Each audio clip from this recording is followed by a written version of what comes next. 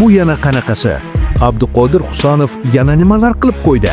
Manchester City muxlislari yana bir bor o'zbekistonlik futbolchini tan oldi. Assalomu alaykum.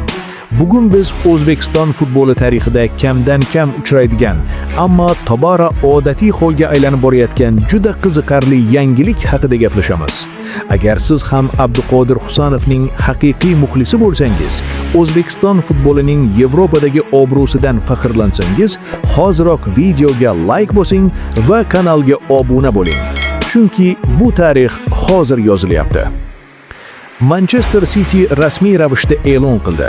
Abduqodir Husanov klubda yanvar oyining eng yaxshi futbolchisi deb topildi. Bu tanlov murabbiylar emas, aynan muxlislar tomonidan amalga oshirildi. Va bu yerda eng muhim jihat, u ovoz berishda dunyo futbolidagi juda katta nomlarni ortda qoldirdi.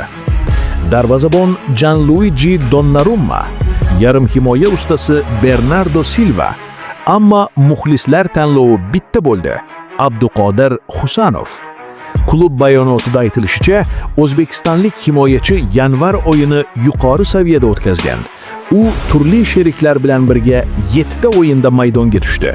Himoyada ishonchli, xotirjam va yoshiga nisbatan juda yetuk futbol namoyish etdi. Atigi 21 yoshda bo'lishiga qaramay, Husanov allaqachon Manchester City muxlislarining sevimlisiga aylanib ulgurdi. Ovoz berishda 26 mingdan ortiq muxlis qatnashdi va katta farq bilan aynan Husanov g'alaba qozondi.